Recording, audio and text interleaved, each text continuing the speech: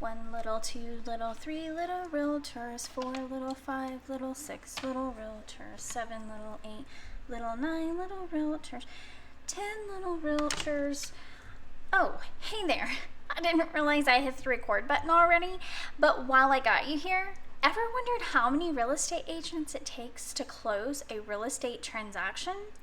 I'm Leann Russell, real estate agent with eXp Realty and a financial coach, and I'm going to answer that question for you in just a few because it just so happens that I know just a little bit about real estate agency. But first, what? The fascinating world of real estate and finances can be so confusing, but guess what? They don't have to be.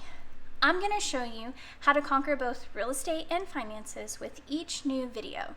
New episodes go live on Mondays, so please stay tuned and keep watching. Most importantly, hit the bell and subscribe. Now that that's out of the way, let's get back to our initial question. So, how many real estate agents, also known as realtors, does it take to close a transaction?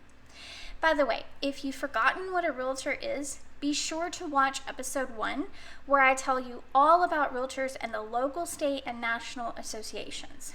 Okay, so by law, your potential real estate agent should be going over this at the first substantive meeting with you.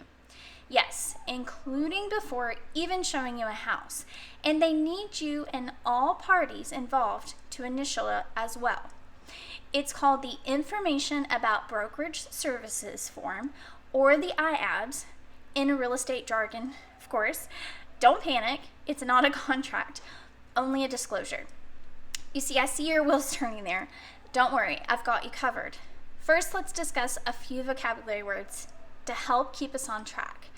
A real estate agent, often referred to as a realtor, is a licensed professional who arranges real estate transactions, putting buyers and sellers together and acting as their representative in negotiations. Agents work under the supervision of a real estate broker. A real estate agent, which is referred to as a real estate broker, is a person who represents sellers or buyers of real estate or real property. While a broker may work independently, a broker can sponsor an agent to work under a licensed broker to represent clients. A real estate brokerage firm is a company owned and operated by a licensed real estate broker who represents buyers and sellers of real estate. And a client has a contract with an agent called a listing agreement for sellers and a buyer's representation agreement for buyers. If you're a client, real estate agents and brokers are obligated to promote and protect your best interest in a real estate transaction.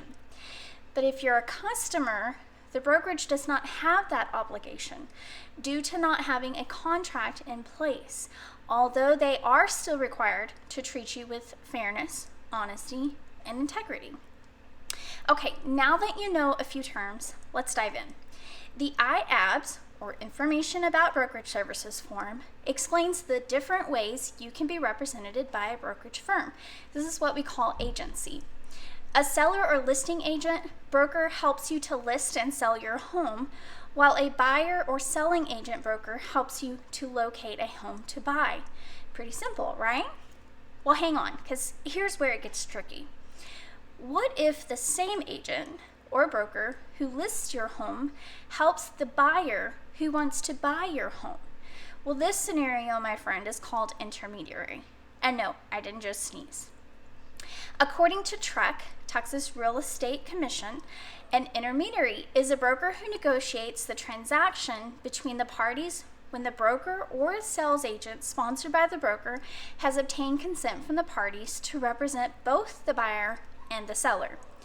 The broker intermediary may, with the written consent of the parties, appoint separate individual license holders associated with the broker to work with and advise the party to whom they've been appointed to. Here's a fun fact. Dual agency is no longer legal in Texas. You're going to want to ask your current or potential real estate agent or broker more on that topic. While it is absolutely your choice, assuming the brokerage firm representing you allows their agents to do so, there are pros and cons to agreeing to entering into an intermediary status with your agent or broker. So please be sure to ask your agent or broker tons of questions so that you can be certain that you know what's in it for you before following through. If you're watching live or even just on the rebroadcast, let me know where you're watching from in the comments below. I'm going to be jumping on here even after the broadcast is done to engage with you. So definitely leave a comment below for me. If you're receiving value from today's episode, then go ahead and hit that like button because I want to see your encouragement, and don't forget to subscribe so you don't miss next Monday's episode. While we're on the topic though of what's in it for you, let me ask you this. Does your agent or realtor have a safety plan in place? I mean, is your agent or realtor keeping both of you safe? For example, if you're buying or selling a home, have you been asked for some proof that you are who you say you are at first meeting?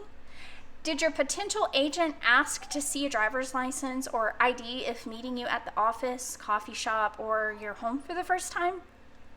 Did they ask how many people would be at the home when they plan to arrive for the first walkthrough? Or how many would be joining them or you for your showing as the buyer? While these questions may seem intrusive, they do in fact keep your agent safe and in the know of who they're going to be working with. Or how about, did your listing agent ask you to remove all valuables from the home or lock them up and out of sight as the seller? Firearms and medications are one of the top items stolen when potential buyers attend a showing. So make sure to lock those firearms up or medicines and remove them completely. Did your agent ask you to remove family photos? In order to comply with fair housing guidelines, it is best that no one knows who currently lives in the home or what the seller or sellers look like.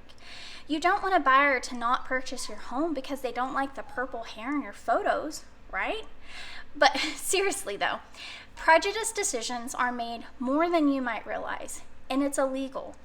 Always ensure that your agent is updated with fair housing guidelines to ensure they aren't placing you as a seller or buyer in a compromised situation. Did your agent ask you to remove your religious items from the walls as well? Yep. Even an atheist may not want to live in a Christian's home or vice versa. While having to ask the seller to make these challenging but temporary changes, it is a safety plan that protects you. Does your current agent and broker firm have these plans in place? If you don't know, ask. And if they don't have a safety plan in place, you may want to consider going elsewhere. According to NAR's National Association of Realtors 2022 Member Safety Residential Report, the typical respondent meets prospective clients whom they've never met before, either at their office or in a neutral location, 66% of the time. 73% have personal safety protocols in place that they follow with every client. This is more likely among females, 76%, than among males, 67%. 40% of residential realtors said that they have participated in a self-defense class. 43% of men and 54% of women carry a self-defense weapon or tool. And among those who participated in a realtor safety course, 75% said they feel more prepared for unknown situations after taking a realtor safety course. The world can be an uncertain place at times, but being proactive is always the best prevention to an unwanted situation. Texas Realtors makes a fantastic point in their March 2023 edition of Texas Realtor when they said, sure, you could try to sell your home on your own. You could gather as much market data as possible and try to determine the best asking price. You could decide what else you might do, paint or landscape or remodel, to maximize the property's appeal and value. You could get the word out to as many people as possible that your home is for sale. You could field all calls from buyers and their agents, schedule showings, and answer people's questions. You could assess offers and make counteroffers. You could figure out how to respond to the buyer's request and questions and keep on top of all deadlines. You could research how to avoid missteps that would lose you money, put the transaction at risk, or lead to a lawsuit. So yeah, you could do all that and eventually close the deal. Or you could just hire somebody to make your life much easier. By hiring a realtor, you get a trustworthy, qualified professional helping you with your home sale. Your realtor knows the ins and outs of your local market and can guide you to a successful closing.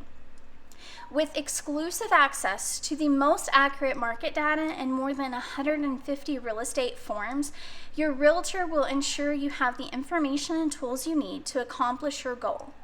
Your realtor also has professional contacts in the industry who can help you with every aspect of the transaction. You won't have to wonder what is happening or what comes next. Explaining what's going on is all a part of the job. Selling your home is not only the largest financial transaction you'll ever do, it can be one of the most stressful and complex ones as well. Why go it alone when you can have an advocate on your team? Your realtor is here to help and bring you peace of mind. Texas Realtors has amazing resources, absolute best resources for the realtor members to present to our clients and customers, and I absolutely love and appreciate that. So listen, there are some phenomenal realtors and real estate agents out there. Just be sure to interview at least three to determine which one is the best fit for your needs. Hopefully I'm one of those three, but if not, I'd be more than happy to help you locate the right one. Thanks for sticking with me till the end. Just as you've encouraged me throughout this episode by just showing up, I want to encourage you to share it with anyone you think may be able to benefit from what you've heard here today. Do me one more favor before we wrap up. Can you please type in the comments below what topics you would like to see covered in future episodes as I help you conquer the world of real estate and finances? If you love this episode, be sure to come back on Monday for the next one. Now click like and subscribe and get to interviewing those realtors and agents so that we can get your current home sold or your dream home found.